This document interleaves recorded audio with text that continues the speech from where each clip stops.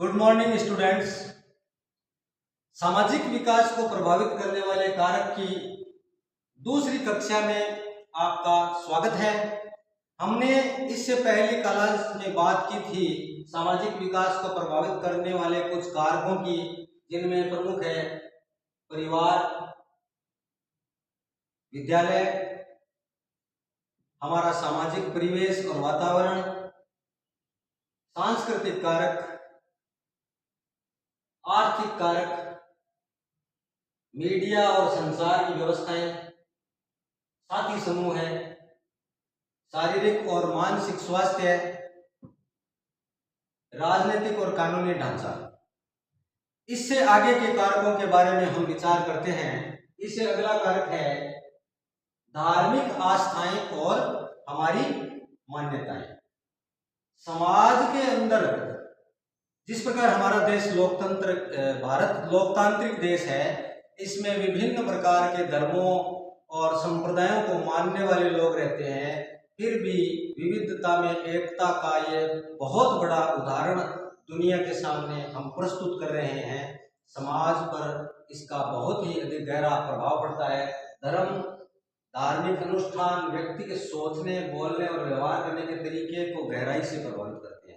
विभिन्न धर्मों के अनुष्ठान करने का तरीका अलग है, उनका उपासना का, पूजा पाठ का तरीका अलग है। हमारे समुदाय में, हमारे धर्म में या परिवार में, आसपास में, समाज में जिस प्रकार के हमारे ये परंपराएं और रीति रिवाज होंगी, हमारा सोचने का, बोलने का, समझने का और व्यवहार करने का दृष्टिकोण उसी के अनुसार ढलता जाएगा। तो धार्मिक आस्थाएं और मान्यताएं भी हमारे समाज के लिए अति आवश्यक है, महत्वपूर्ण है और एक व्यक्ति के विकास की एक महत्वपूर्ण कड़ी है। अगला है शिक्षा का स्तर। किसी भी व्यक्ति का शिक्षा का स्तर कैसा है, सामाजिक विकास का एक स्पष्ट दर्पण है। वह शिक्षा व्यक्ति की सोच, दृष्टिकोण, उसके बोलने का, संवाद करने का जो कौशल है और सामाजिक उत्तरदायित्व की जो भावना है, उसको प्रभावित करती है।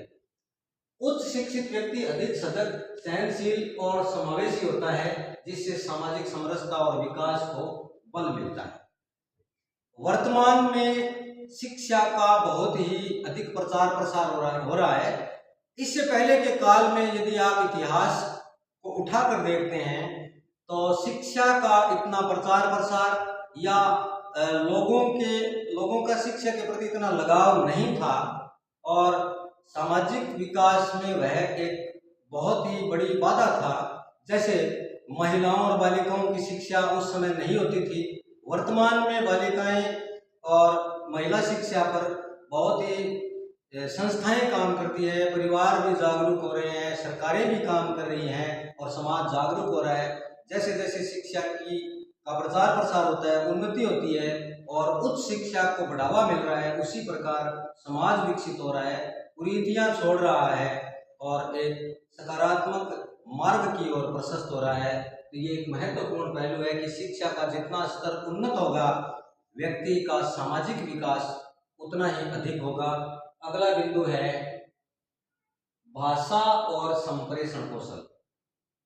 समाज में व्यक्ति अपना प्रतिष्ठा और वर्चस्व किस प्रकार स्थापित कर सकता है, उसमें सबसे महत्वपूर्ण जो पहलू है कि व्यक्ति का बोलने का और उसका जो भाषा का कौशल है, अर्थात अभिव्यक्त करने का जो कौशल है, वह अधिक होना चाहिए। आप उदाहरण के लिए देखिए, जैसे सिनेमा में जो नायक होते हैं, हीरो या जो पात्र होते हैं, उनके बोलने का संवाद लोगों में किस प्रकार, लोगों के मानस पटल में वह अपनी छवि बना लेते हैं। उदाहरण के लिए अमिताभ बच्चन है या बड़े बड़े जितने भी अभिनेता है और नेता है, हमारे माननीय प्रधानमंत्री जी हैं, उनके बोलने का जो स्किल है, संप्रेषण का कौशल है, वह जनता को, लोगों को अपनी ओर आकर्षित करता है और ज्यादा से ज्यादा लोग उनसे जुड़ते हैं।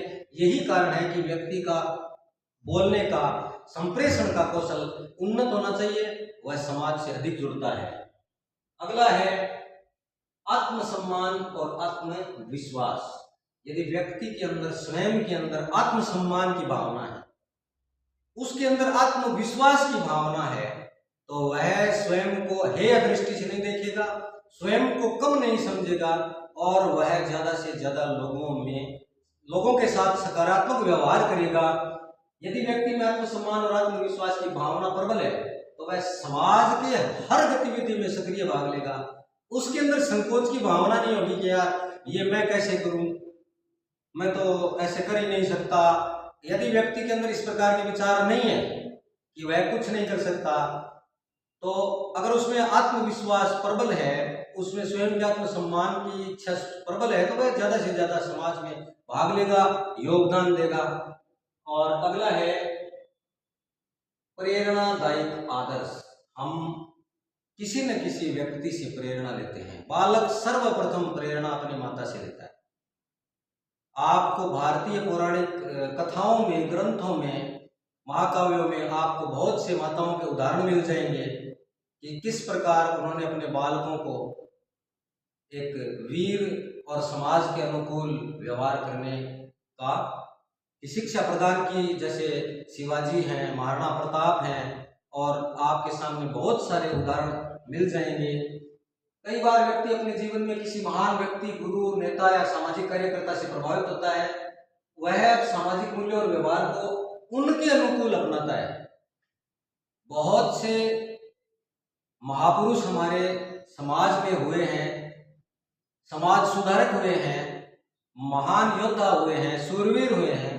बालकों को उनकी शिक्षा देने का यही उद्देश्य होता है कि वह उनके जीवन से प्रेरणा ले और सीखें, उनके व्यवहार को अपने जीवन में आत्मसात करें, और इस प्रकार करने से उन बालकों का सामाजिक विकास होता है, वह समाज के लिए स्वयं को तत्पर रखते हैं और समाज उन्नति करता है। अगला बिंदु है लिविंग कंडीशन और हाउसिंग। व्यक्ति के रहने सहने की और आसपास के वातावरण की स्थितियां।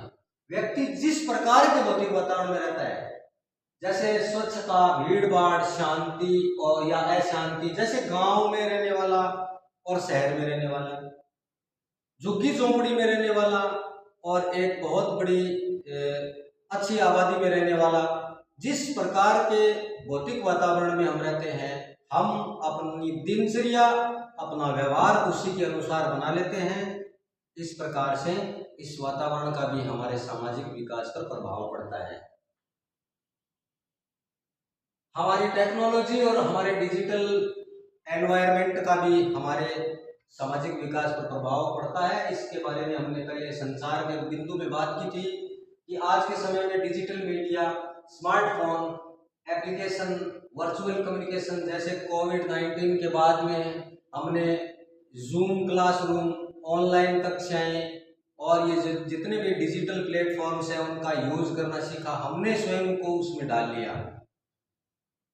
सामाजिक विकास में एक नया आयाम जोड़ते हैं। यदि कोविड के बाद में हम वर्चुअल नहीं होते तो सभी का बाहर आना जाना सब कुछ बंद हो गया था, पूरी दुनिया बंद हो गई थी, और उस विकट समय में हमें और समाज को यदि जोड़ा किसी ने तो वो था ये डिजिटल प्लेटफॉर्म, और समाज एक आयाम में जुड़ा।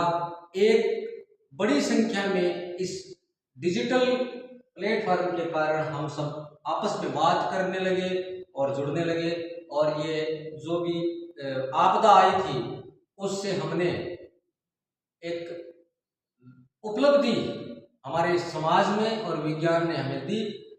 उस बाधा को बाधा नहीं समझकर एक चुनौती समझा और हमने उससे पार पाया।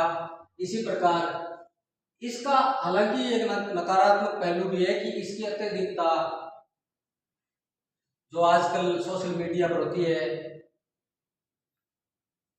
एक छद्म वातावरण भी पैदा करती है। इसके नकारात्मक और सकारात्मक पहलू दोनों होते हैं, परंतु कुछ हद तक ये हमारे समाज को एक करने में योगदान दे रही है। अगला है कार्यस्थल और व्यावसायिक माहौल। जहां व्यक्ति काम करता है वहां का वातावरण कैसा है, वहां उसके काम करने वाले अधिकारी और अधीनस्थ कैसे हैं, उसके सहयोगी कैसे हैं, उसका माहौल कैसा है, उस माहौल का भी उसके ऊपर बहुत अधिक प्रभाव पड़ता है। यदि सहयोगात्मक रवैया रखने वाले हैं और वह सबके साथ सहयोग करता है तो वहाँ का वातावरण सकारात्मक होगा। और अगर इसके विपरीत कोई असहयोग करने वाला है, कोई उसका साथ नहीं देने वाला है, तो इसके विपरीत समाज पर, इन सब बातों का समाज पर असर पड़ता है। अंतिम और बिंदु है 2, आपदा और संकट की परिस्थितियां। जहां जहां भी प्राकृतिक आपदाएं आती है उस समय हमारे सामाजिक विकास का पता चलता है कि आपदा के समय लोग एक दूसरे का सहयोग करते हैं, एकजुट होते हैं, हमारी सरकारें भी सहायता करती है। और ये जो आपदाएं होती है सामाजिक एकीकरण का और विघटन दोनों का ही कारण बन सकते हैं और समाज में जुड़ाव का उस समय पता लगता है। सरकारी योजनाएं और कल्याण कार्यक्रम। सरकारें भी सामाजिक विकास के लिए, हर तबके के लिए, हर वर्ग के लिए प्रयासरत है और सभी को समान सामाजिक अवसर प्रदान करने का प्रयास किया जा रहा है। इनका भी व्यक्तियों के सामाजिक विकास में महत्वपूर्ण योगदान होता है। तो ये सभी बिंदु थे। निष्कर्ष के रूप में हम देखते हैं कि सामाजिक विकास एक जटिल और बहुआयामी प्रक्रिया है जिसमें व्यक्तिगत, पारिवारिक, सामाजिक, सांस्कृतिक, आर्थिक, शैक्षणिक, राजनीतिक, तकनीकी जैसे कई कारक गहराई से प्रभावित करते हैं। और इन सभी का जो सामूहिक प्रभाव होता है, किसी एक पहलू का नहीं होता है, इन सभी का सामूहिक प्रभाव जो होता है वो व्यक्ति का समाज में रहने, सोचने, कार्य करने और प्रतिक्रिया देने, इन सबको प्रभावित करता है। तो सामाजिक विकास किसी भी व्यक्ति के लिए एक महत्वपूर्ण आयाम है। तो आप सभी ने ध्यान से सुना, धन्यवाद।